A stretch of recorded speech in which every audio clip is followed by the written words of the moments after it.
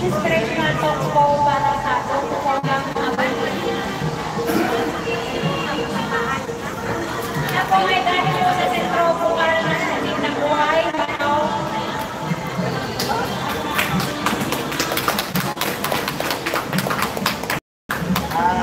Dahil sa among Diyos.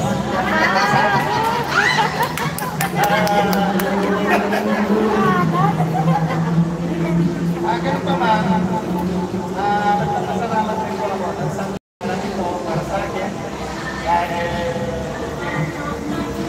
hirap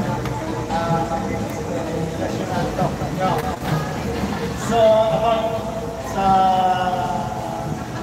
ating kapag-irano sa Islamista. Kunting magpapakilala muna po ako sa sarili natin ko sila din maglapas, no? Tubong magalang pagpanda. Ang sambal namin po doon, bundok, then pangako. Ang nanay ko at ang tatay ko, palalo pa lang sila sinaka. At nasal sila sa Islamista. Nabinyagan din po ako sa Islamista. Pinasal din ako sa Islamista, asawa ko sa Islamista. Kasi naghanap ako ng Islamista. No? Sana ganyan din ang gawin ninyo. Yung mga wala pang asawa. Pero, ganun din, mga anak namin, pinabinyag din namin is Islamista.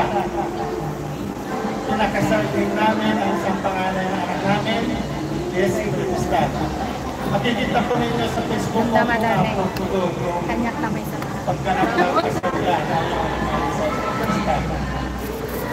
Ilocano po ang naging mamunan ko sa Cagayan, balik. Malayo. Umiyahin kami doon. Pagod sa pagmamaneho, parang kami, umuwi lang kami sa Macau. Diretso na ako Pampanga muna. Diretso na namin Cagayan. Mahabang biyahe. Ngayon po, wala po magkabata dahil nabinagan ako ng Islamista din at naging SBSN ako. Noong bata pa kami. Ang nagpiling unang napagalalan ko yung sa October 26, yung sabi na tuwan yung bata at ang palipa pagkati niya ay pagkaroon na ito ang pagkaroon na ito. Kaya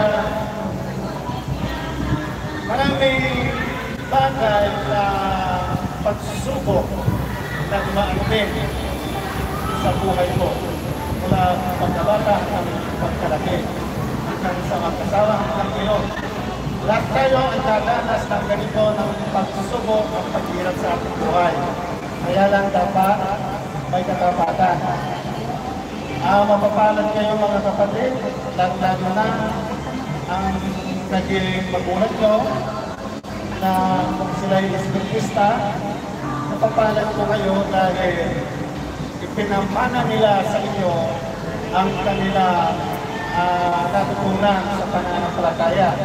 Sapagkat nakakain sila ng masasarap na pagkain na galing sa ating Panginoon.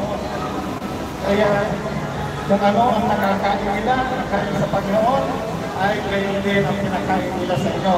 Kaya naman, ngayon din naman po kami ng ating asawa, pinapakain din kami ng masasarap na pagkain ng mga anak namin.